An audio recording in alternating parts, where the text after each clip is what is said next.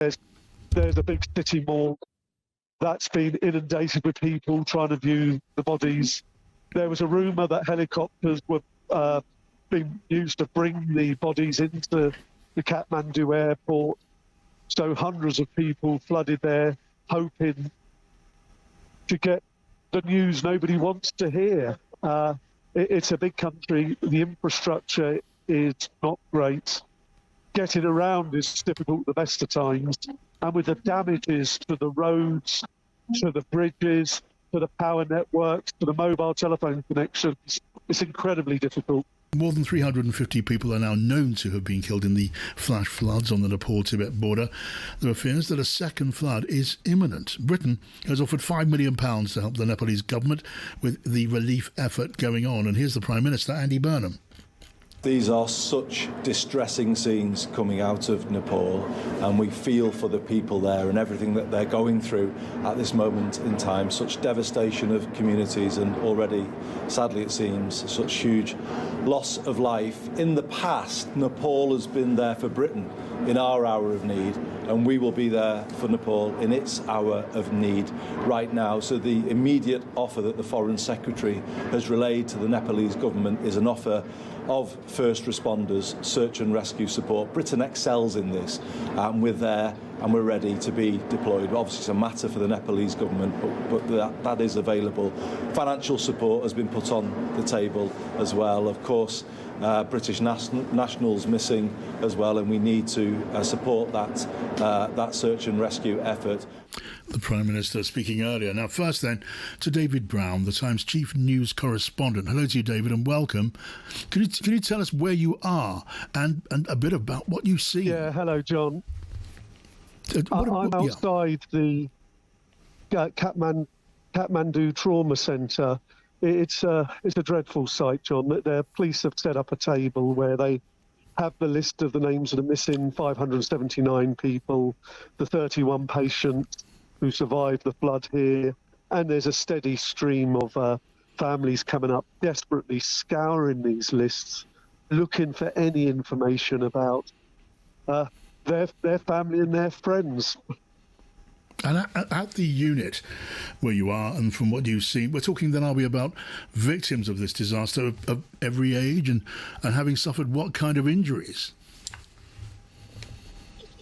Yeah, it's I think one of the most remarkable cases. We've just stumbled across one of the defining images of this disaster has been the Nepalese army used in a mechanical digger, the bucket, to lift an elderly woman out of the floodwater. Yes.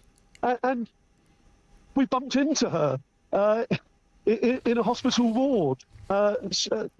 She's still too traumatised to speak, but a relative found her this afternoon, and I can tell you she's a 94-year-old woman who was the only resident or member of staff from her government-run care home to survive this disaster. Yes. So there's occasionally a ray of light and a ray of hope, but the overwhelming sense here is absolute desperation, wanting to know what's happened to these hundreds of missing people.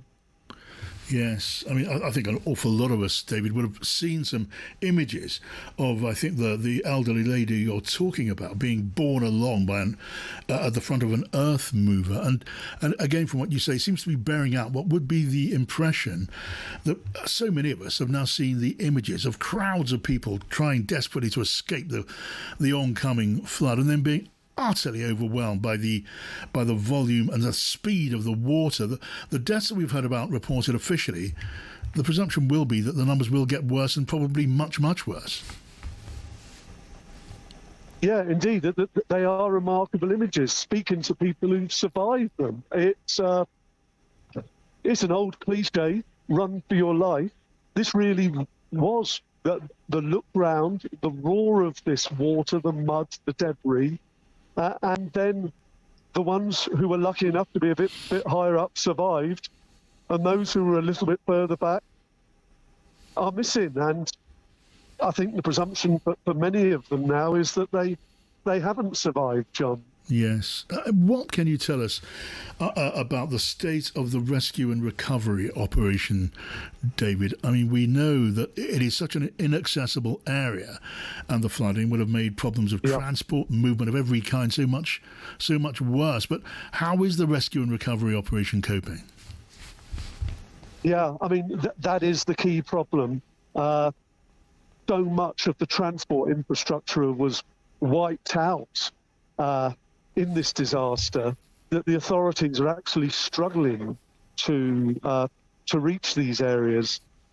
The border post, the border post between Nepal and Tibet, where we know a group of British tourists were trying to cross over, it's been described to me as impossible to access. Yes.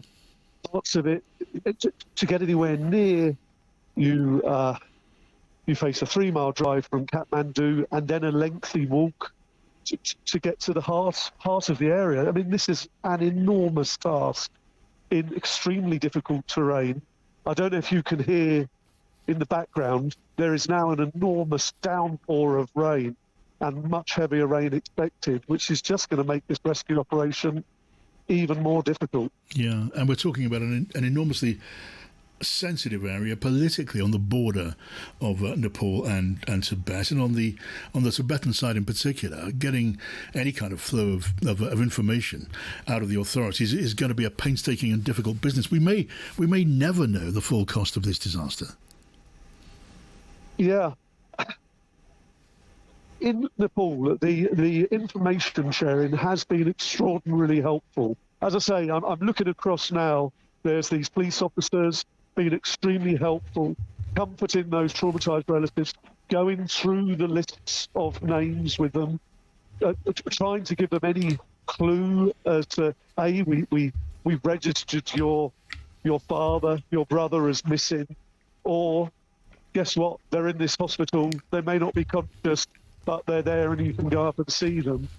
I spoke to one family, there's a big city morgue that's been inundated with people trying to view the bodies. There was a rumour that helicopters were being used to bring the bodies into the Kathmandu airport. So hundreds of people flooded there, hoping to get the news nobody wants to hear. It's a big country. The infrastructure is not great. Getting around is difficult the best of times. And with the damages to the roads, to the bridges, to the power networks, to the mobile telephone connections, it's incredibly difficult. All right, David Brown, Chief News Correspondent. Thank you so much for your early impressions of the impact of this disaster, David. Hopefully we can stay in touch over these coming hours and days. Adam Vaughan joins us now, the Times Environment Editor. Hi to you, Adam. Good afternoon. Good to have you, Adam. Can you just give us some of the broader natural context to all of this? How did it happen? Why did it happen? Sure. So yesterday there was some quite confusing accounts emerging in the aftermath of the disaster. Initially, there was some talk that it might be to do with rainfall. Then there was some talk that it might be to do with a glacier lake bursting. So that is something that does happen in that part of the world. We've seen in the past, and climate change seems to be making a role in that happening more often, where you get a lake that's very high up and it bursts its banks and the water comes down. That was one of the initial theories. And then to throw into the mix, there was also a big seismic event that was picked up, and the Nepali authorities sort of initially thought that might be the cause of the landslide. Having spoken to this UK scientists, including a chap called Simon Cook at the University of Dundee, the initial signs actually seem to be that what's happened is a large chunk of ice has broken off a nearby glacier. It doesn't have a name, it just has a number that has fallen from a great height, sort of more than a kilometre up, and is fallen down. That's created a huge amount of energy, and basically all the ice has picked up loads of debris and rock on the way down, and then that has then led to the flood down in a very sort of steep valley where, it's not like as I was talking to people, yesterday, it's the topography of it is kind of your nightmare for a flood. It's not like the Thames where it's relatively flat. It's a horrible funnel to push all that floodwater through. Yeah, so an enormous volume of ice falling, rolling, tumbling from an enormous altitude, picking up all of this debris and rock on the way, and you add that to the terrain, and you end up with this flood moving at incredible speed with incredible force. Exactly that. And what's happened is the picture of this has become a bit clearer in the last day. So researchers have been looking at satellite images of before and after of the glacier, and we've heard from the US Geological Survey, which is a government agency there. They initially recorded the sort of seismic event on Wednesday as a 4.4 magnitude, which is pretty hefty, which is what people initially thought was an earthquake. They actually classified it as an earthquake as well. Today, they've revised that opinion and said actually it's more than 5 magnitude, and they actually think that what's being picked up there by their sensors is all that material and water, to give you an idea of how powerful it is. That's that crashing to the ground. So that's what they were picking up is that avalanche coming down. So that starts to give you a bit of a sense of the volume of it, that it creates something that could be mistook for an earthquake. And then in terms of the volume of water, we don't know the precise amounts. I mean, when I was speaking to Simon, he said a colleague of his had estimated that the water could be moving as fast as 50 meters a second, which is very quick, and that's why it was so deadly, because it would have been a matter of minutes from the ice breaking off up in the mountains and then this coming down into the valley. 50 meters a second, absolutely extraordinary. Just think of the people who were caught in the path of that, and just ponder their chances of surviving such an event. And we're seeing these suggestions, Adam, of a second or maybe subsequent events like this. Is that likely?